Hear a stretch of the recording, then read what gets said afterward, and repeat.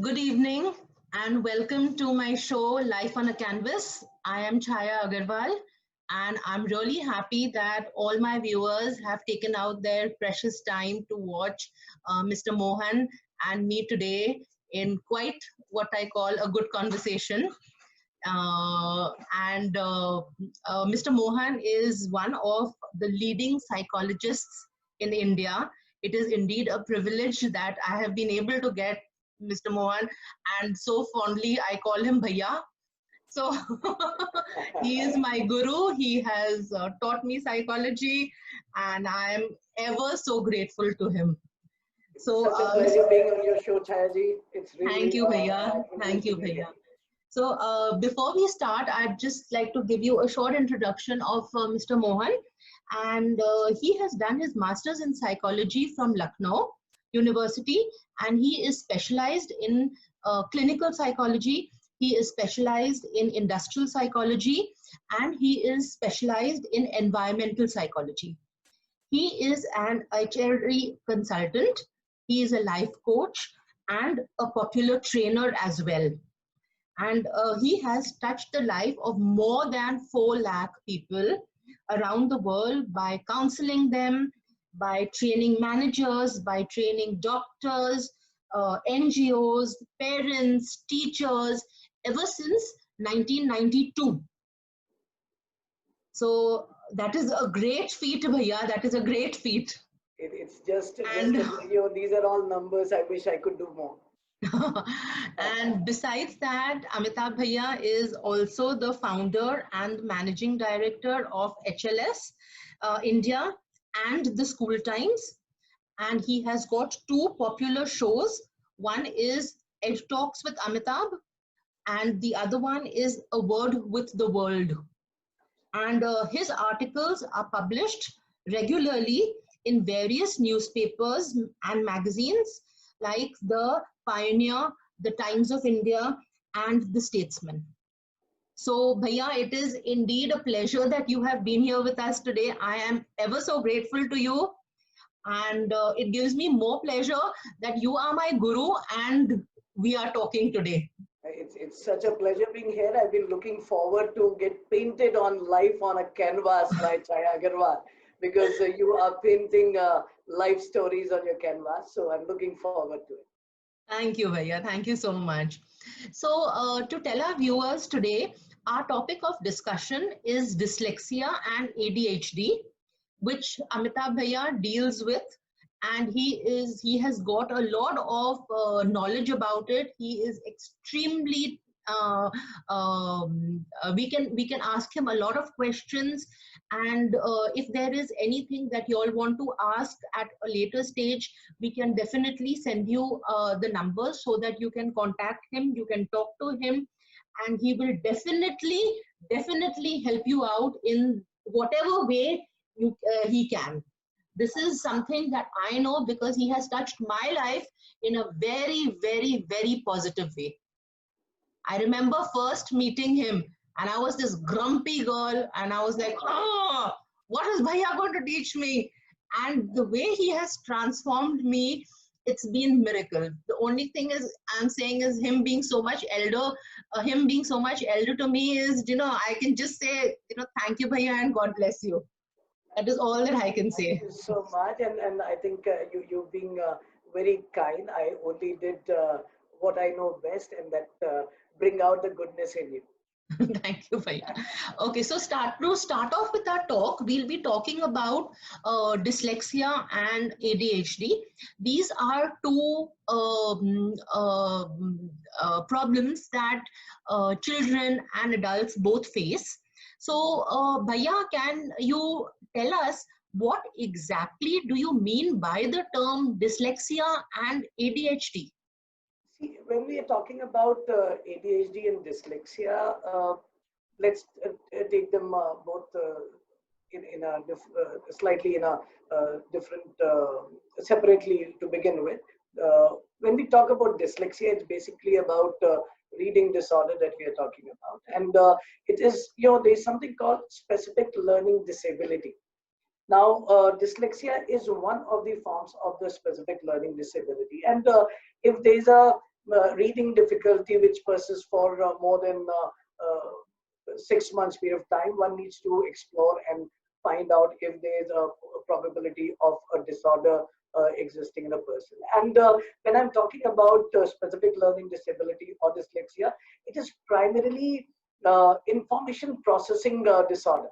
And when we are talking about, there is an auditory processing disorder which is causing dyslexia as well. And there are dyslexia, dysgraphia, dyscalculia. They're different forms of a specific learning disability. So the way my information is input in the mind and the way it is being processed. So there is some aberration that is taking place where the information processing is not happening in a proper way, and that is what is causing a difficulty in a child, in an individual, to retain the information that is processed in the mind.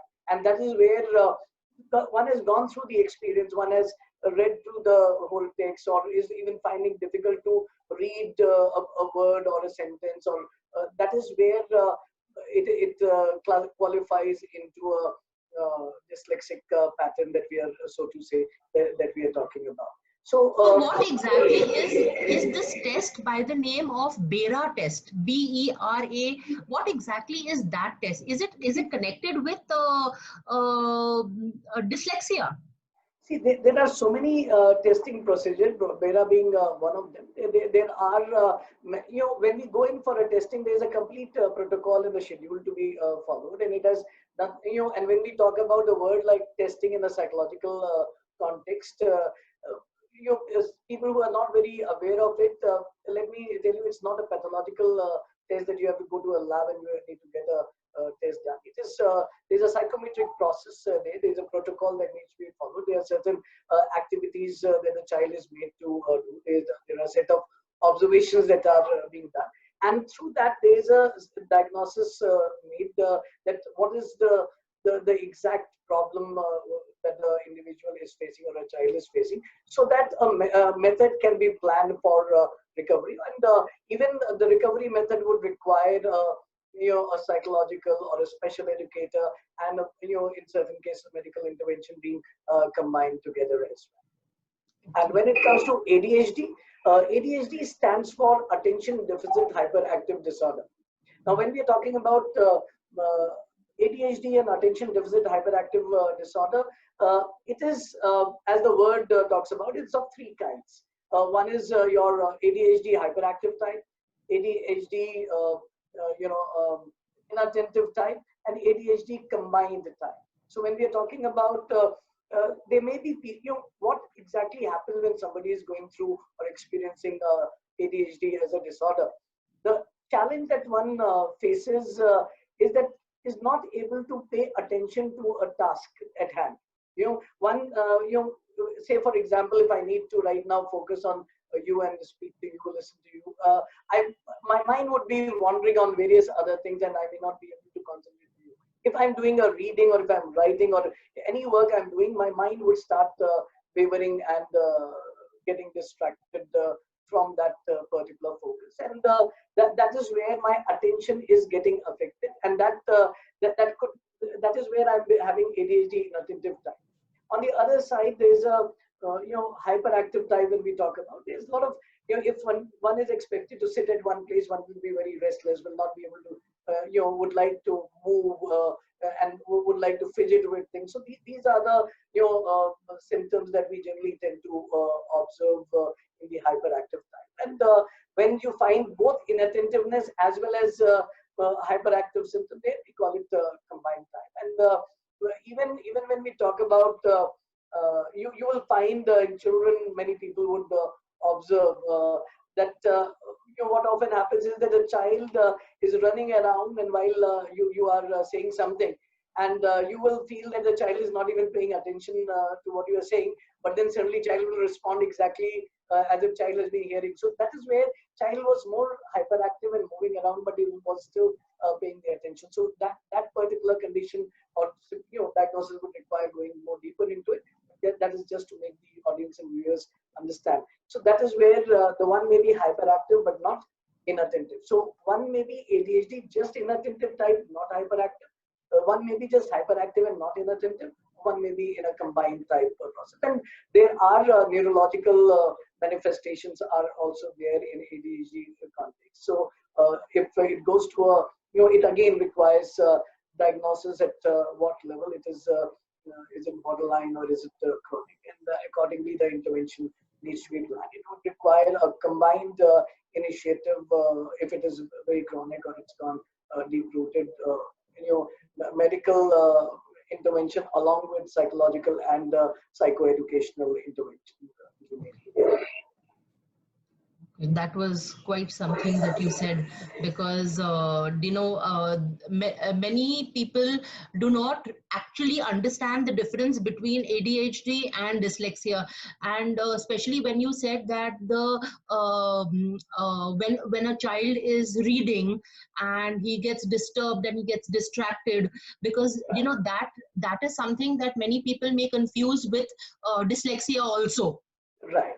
Here, I would also like to point out that even as professionals, and it's going to be even more difficult for parents really at times segregate, because there are a lot of comorbid symptoms which are seen between dyslexia and ADHD, and that is where it becomes very confusing, and that's where you need a professional's help to help you differentiate between the two.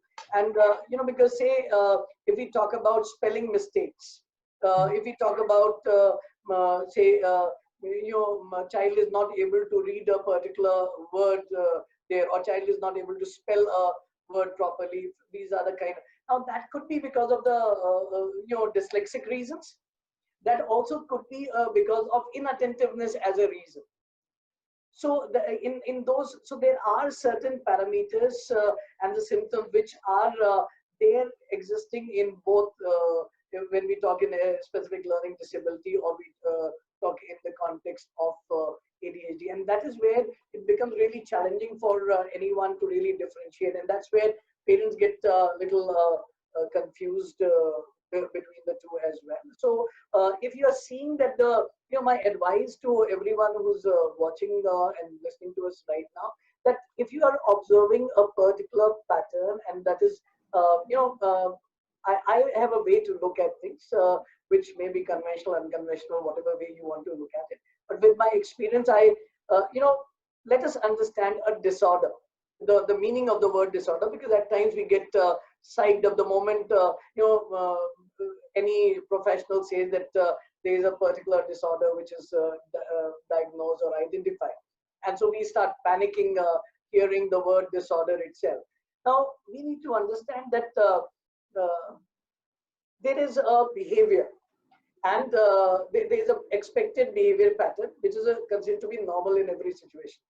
Now, if a particular expected behavior pattern reaches to a particular stage, a particular level or a particular frequency, that it starts affecting other normal behavior. And then this behavior, which otherwise may appear to be normal from a common eye, because that particular behavior pattern is not allowing an individual to function normally in other expected normal behavior pattern. And that is where this particular behavior pattern is referred as a disorder, because this is causing disorder in not allowing an individual or a child to perform at an expected level. Say, for example, particularly when we are talking about ADHD, a lot of parents are in a denial, and a lot of people with a generic awareness, they say, "Arey, abhi bada hoga to theek ho jayega." You leave it that way. With age, it will all go. I'm not saying that it doesn't happen in some cases where it was just a behavior, not a disorder. People may improve, but then you and I are not in a position to really differentiate if we are seeing that. So that's where the professional help should be sought. One should not be in a denial that this does not exist, because and one of the common reasons why we deny it is what we social say to stigma. people. It's the social stigma, and also, by, say for example, hyperactive disorder, we are talking ADHD, hyperactive type, we are talking of disorder. तो बच्चा चंचल है, थोड़ा active, थोड़ा ज्यादा active है, तो बच्चे तो एक्टिव रहते हैं, खेलता बहुत ज्यादा रहता है, so if you go look at it with a normal, common lay eye, it all is okay. That is natural. एक बच्चे में ये तो चीजें होंगी. बच्चा दौड़ेगा, उछलेगा, कूदेगा, खेलेगा, दौड़ भाग करेगा. So that is absolutely okay. That's a normal behavior. But when this particular behavior crosses a line, that it starts affecting the other expected behavior of the child, that's when it starts taking shape of a disorder. That's when it starts qualifying to be called and considered as a symptom for disorder. Because say if the child is खेल रहा है, कूद रहा है, उसको पढ़ने का time, उसको बैठना है, वो 5 मिनट से ज्यादा एक जगह बैठ ही नहीं पाता, एक चीज पे कॉन्सेंट्रेट ही नहीं कर पाता. So now this खेलना, कूदना, दौड़ना, that restlessness, which otherwise in every other context may appear to be normal, but is now not allowing other expected normal behavior of the child, and that is in that context that behavior is becoming a disorder. And earlier it is diagnosed, there are ways to manage it, and it can be worked out, and we have helped a lot of people in the journey to have a comfortable normal life as well, even if it cannot be recovered to 100% in all the cases. But then it comes to a point that nobody will be, it will not affect the normal livelihood and the living. So it can be cured without, or it not maybe 100% cured, but it can be brought down with without medications. See, I'll be politically incorrect if I say that medication is not at all required, because it varies from case to case. Okay. Right? And there are several situations where we have been able to help the people out of the situation, because it's I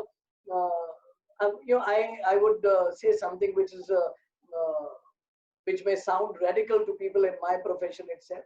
When we say ADHD, I would like to debate is it attention deficit or is it attention diversion? Because, and that is where in many cases that it is more a diversion. It's not that there is a total impairment of attention. It's and that is where a lot of children with the with the methods and mechanism put in place are taken care of. But in case the child is even when we talk about inattentive type in various activities, methods and processes and protocols followed, the child shows a lot of improvement there. But when it comes to hyperactivity, if the child will not sit, whatever protocols we want to follow will also not work. And that is where a combination of medication and psychological and psychoeducational counseling comes in. Okay. And what are the symptoms of dyslexia? I mean, when we are talking about dyslexia, what are the various symptoms that you come to know that, maybe my child is dyslexic, or you start getting a feeling that, there's something wrong, or that sixth mom sense comes up. And, what are the signs of dyslexia? Chayaji, I'm very, very afraid of talking and that how to identify the symptoms, whether there is in my child or not. And reason is I'm very worried, because even when we were studying psychology, when we would read various disorders and abnormalities which we would look into, it appeared that every person we knew had some symptom or the other.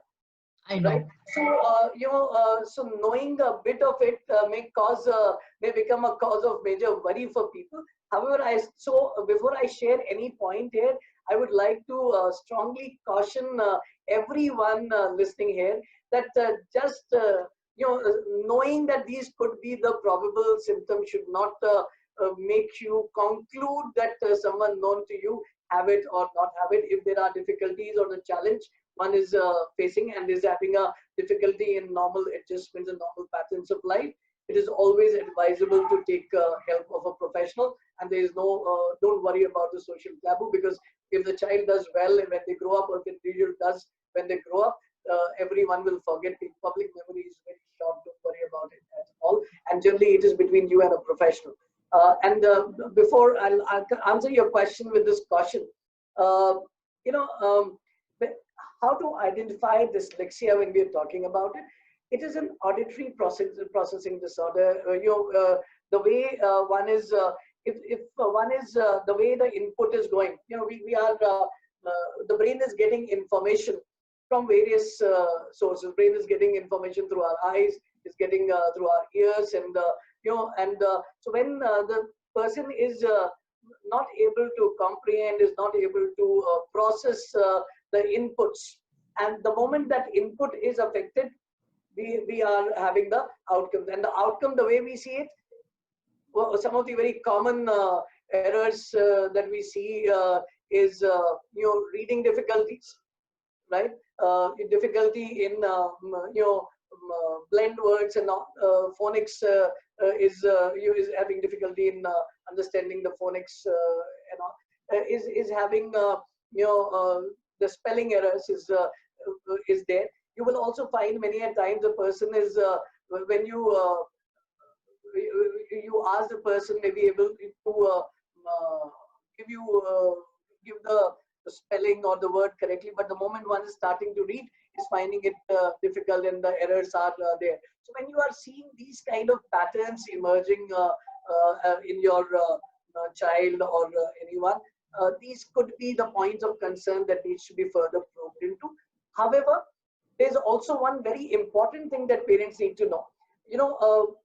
If we look into any one of us and we look at ourselves in retrospect, that there will be, there may be one odd problem, one odd symptom is visible in a person. Okay. And also, you should not consider that to be a reason to bracket the child to be diagnosed as dyslexic or having a specific learning disability of any particular kind.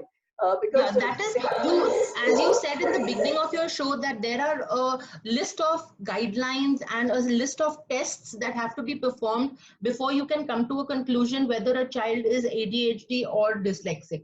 So obviously, just by assuming one or two things, you cannot jump to that conclusion. Right, and also anything to be taken as a symptom has to be there in the person or individual or in a child for at least a particular duration of time, for almost about 6 months of time, to be considered that that symptom is there in that individual. If it has happened once or twice, or has happened once and now it is not there, when we get people in our clinic and they say, when we start doing the probing, they say, हाँ ये हुआ तो था आज से 3 साल पहले वो एक दो बार उसने किया. No, please don't consider that. Will not be taken as a symptom or a tick to be considered for diagnosis. Okay. And is dyslexia, is it a form of autism? No. The dyslexia is not a form of autism. They are two different categories of disorder altogether. Okay. I mean, Bhaiya, what about these dyslexics?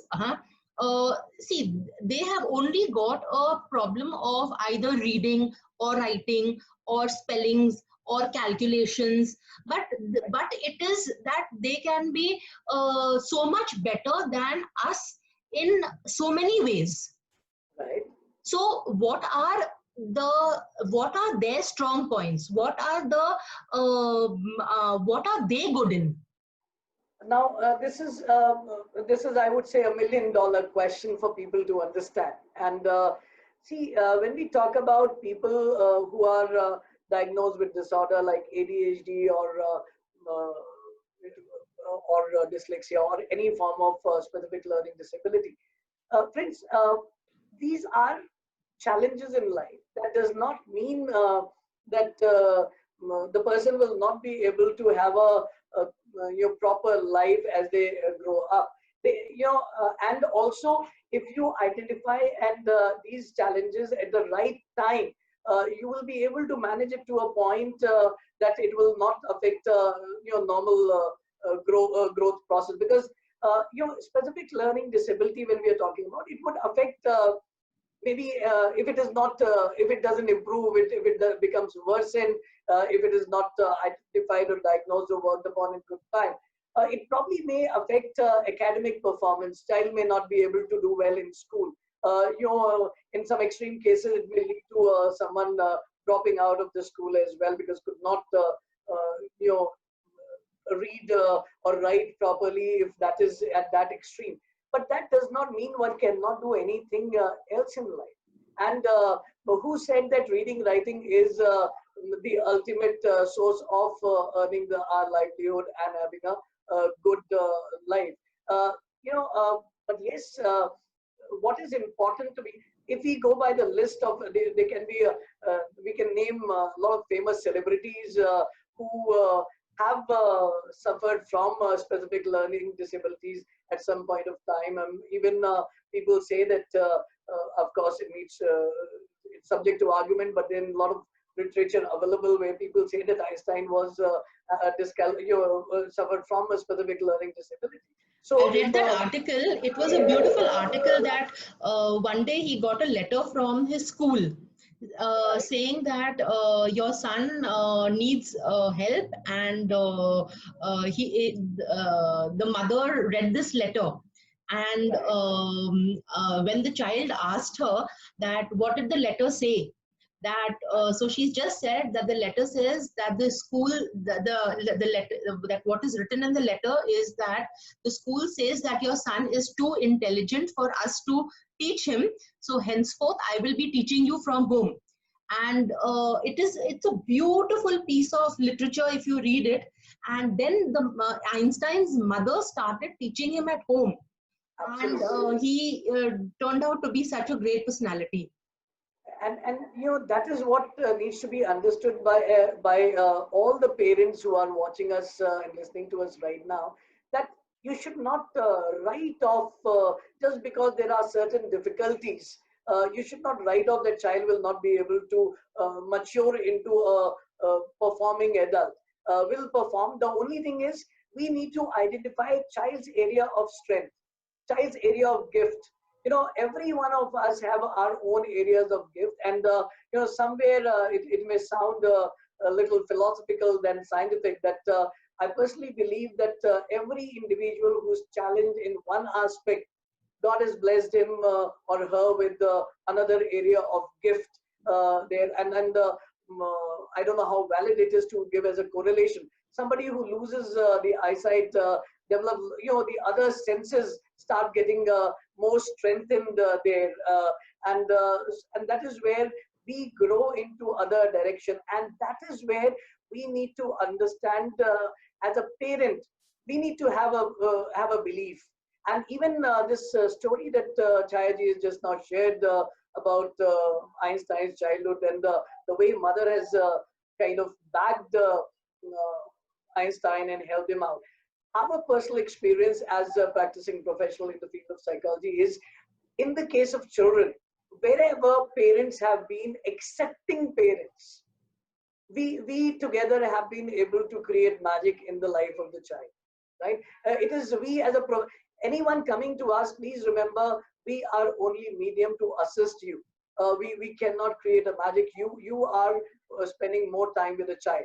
But the moment parents start becoming accepting of the challenges and the needs, when we talk the language, we don't even use the language of, we don't call it problem. We identify the needs in the growing child. And as a parent, we need to work on catering to those needs fulfillment. And as we start feeding to those needs, child will start showing growth there. And we need to identify the skill set. And here, I would like to, all the parents to read a little more about something called multiple intelligence. And, when we talk, there are different intelligence, numerical intelligence, pictorial intelligence, musical intelligence, so you will find even teachers are making, any progressive school, teachers are making good use of that skill in their teaching process. Now, what we need to understand, say for example, Chayaji, if I talk about you, I've seen some of your programs, the kind of painting, the kind of creativity that you have, mandala art, and the way you're training people. I'm really excited to see that. Now, probably if I give you a question of maths, right? You would say, "Yaar, ye kyon de rahe?" I don't even teach my kids maths. I don't figure it out. And probably if you are, if you are supposed to explain to me or to anyone, say a ratio proportion, you will say, "Bhai, ye question mere bas ka nahi hai." I'm sure that you will do it, but I'm as an hypothetical example. But if I ask you, "Bhai, please draw something in this ratio and proportion," you will be precise because you are extraordinary in your pictorial skills. Your Thank pictorial you. intelligence is very, very strong. And after drawing it, then I will ask you, now explain what you drew. You probably will explain that to me. So your ratio proportion is explained. You will explain that ratio proportion visually, then mathematically, because Correct. you probably do not have. So anyone who so that is where if somebody is suffering from a specific learning disability in terms of numeracy, and numerical intelligence is affected, pictorial, musical, these skill sets may be there, and that needs to be identified, and that needs to be nurtured back. And we also have experienced that once the gifted area grows, one starts showing improvement in other areas. At least one is able to handle them better otherwise, and they're able to deal with their life's needs much better. Bhaiya, many, like I have heard this term, my child is slightly dyslexic. Can you be slightly dyslexic? Is there anything by the name of either you're dyslexic or you're not? But what is this thing that many parents say, my child is slightly dyslexic? What does that mean? This is this is exactly my point of concern, which I was raising a little while earlier.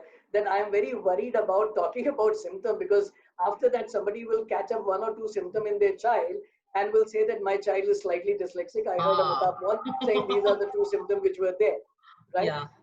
But yes, I won't disagree. There could be a level and the intensity of the problem that needs to be understood, which you and I, sitting at home as a parent, or somebody who's not qualified to make the necessary diagnosis, uh, it's not advisable for people to be generic in using these words, because it would unnecessarily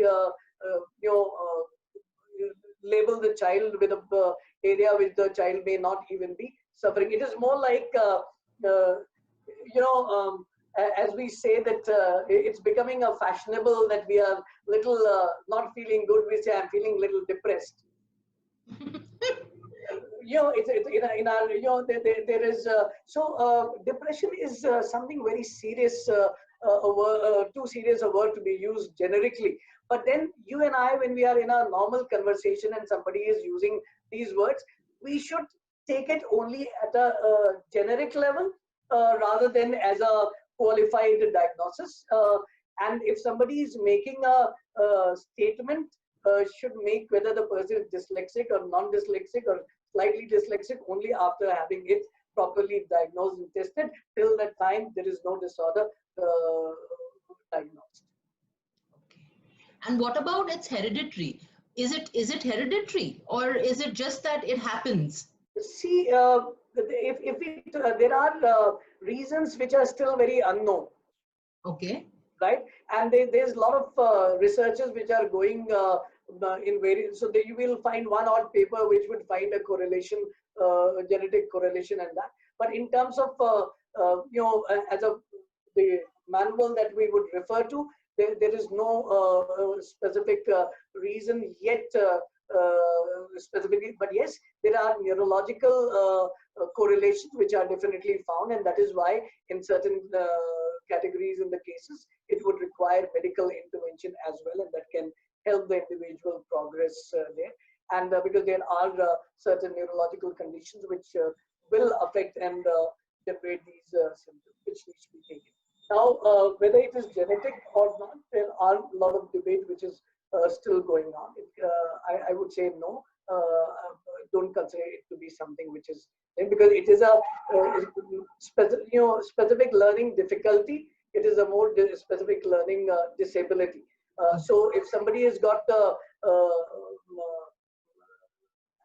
you know, accident and lost his hand, has got a disability because of the accidental reason, If somebody has got some neurological impairment and is not able to make use of his hand, even then it is a physical impairment that he's not able. So similarly, there could be different reasons. Genetics cannot be the only factor that can qualify it. Okay. But does stress make it worse? See, stress is something which will make anything and everything worse. Okay. Because it is any situation in life, stress will only aggravate it, right? So that is why one should be very calmly dealing with it. And that's why I said that parents who are into a denial, and then when they are compelled and they have left with no choice but to accept, then they go into a panic or a stress that mere bacche ko kya ho gaya, that kind of a situation. It will not make situation any better, because you need to be calm. You need to, when you are dealing with a dyslexic or ADHD or any other person with any kind of a disorder or any mental health issue, you need to have a very calm environment around the person. And in case of say ADHD, one of the medicines that I can tell people is what you call as catch your child doing things right. We generally, what happens, somebody who say an ADHD child, if we take as an example, is a hyperactive type or combined type. So he's restless, is moving around, or ek jagah baith nahi raha hai. So morning till evening, this child, this individual will be getting a lot of don'ts. Aise mat karo, pair kyun hila rahe ho, ruko, why are you running all the time? Can't you walk straight? Tumko, in an ADHD child is going and suddenly would put one foot on the sofa and then jump across the table and then pick the glass or the pen that you have asked the child to pick. And for the child, in his mind, he's playing. But for us, yaar, ye hamesha is tarike se uchal kood kyun karte ho, seedhe jaake kyun nahi pick up kar sakte? And so morning till evening, there's something or the other, the child will get a lot of negative feedbacks. And that would add to the stress and anxiety of the child. So twice or thrice, or gradually child starts saying, by initially child would probably feel, main aisa kyun hu? After, if we repeatedly keep on picking up on the child will say, main aisa hu, ab to hu, right? So that would probably breed to another level of difficulty and a problem, and the child may start rebel tendencies also developing in the child, and then you and I will not be able to help the child come out of the problem. And that is where MKF, you are familiar with the Mohan ka funda, which I always tell people is the MKF in this context is what you said, does stress make things bad for people? I would say you cannot expect a child to do better by making him or her feel lesser.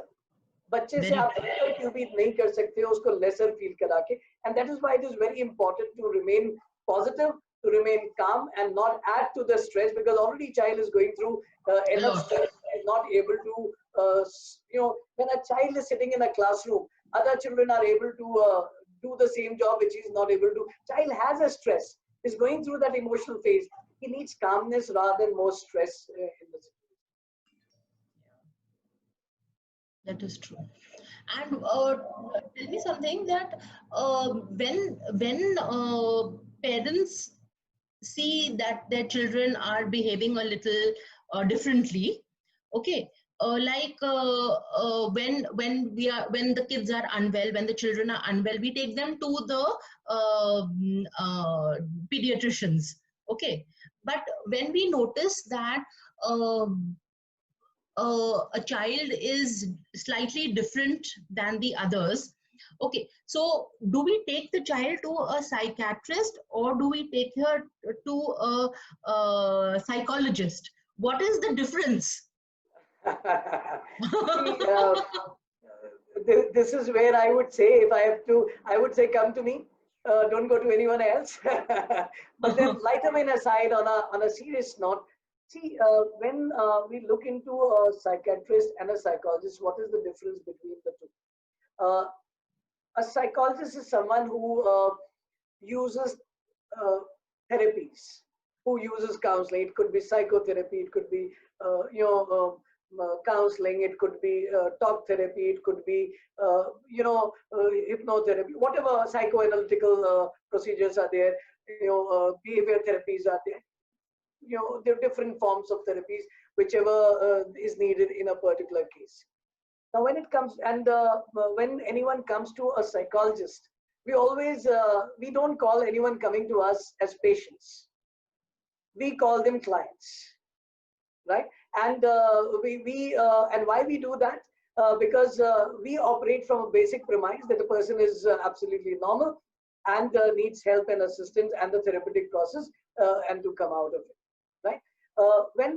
And we are trained into these procedures. We don't use drugs, the medication to cure anyone, right? Okay. Whereas when it comes to a psychiatrist is someone who has done his general medicine through MBBS and thereafter specialized during his MD in psychiatry, and has so if there is any we are dealing more with disorder, they are dealing more with diseases, right? Okay. But then there are certain disorders which also require a medical intervention. So that is where we make a reference to a psychiatrist that it probably needs to be validated whether it needs a medical intervention or not, and if it requires, psychiatrist refers the medication, and then both psychiatrist and the psychologist work together on the well-being and the mental health of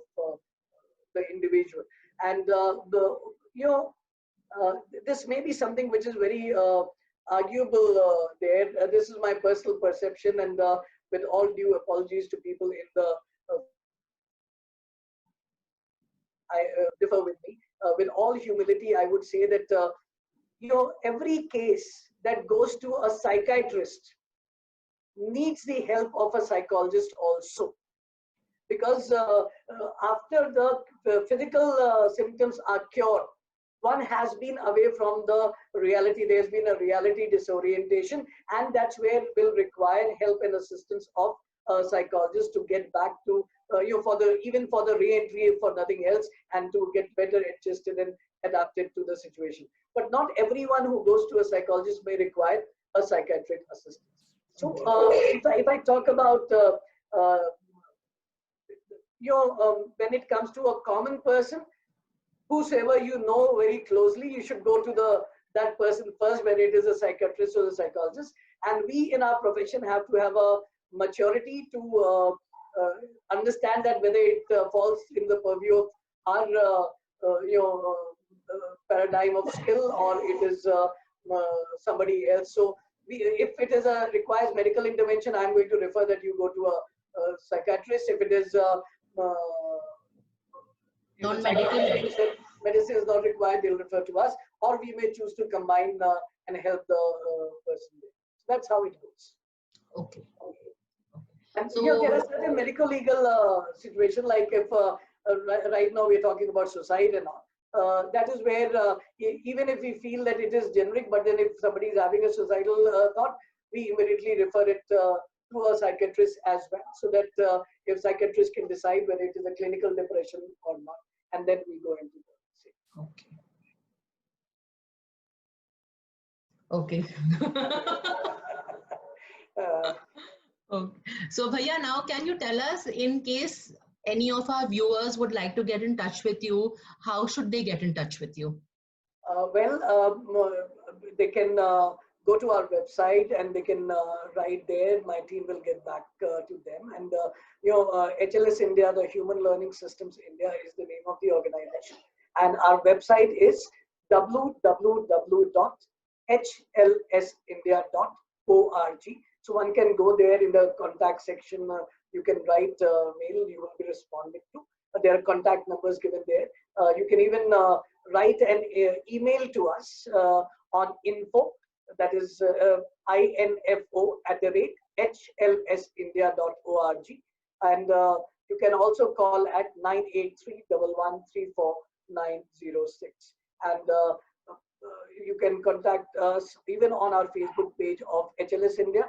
You can go on the FB page, and in the messenger you write your contact details, and somebody from our office will get back and get in touch. Okay, Bhaiya, thank you so much for being here with us today on our show. I enjoyed it. I loved it. And all the best to HLS and the school times. All the best for your talk shows. And I'm sure we'll catch up very soon. Thank you so much.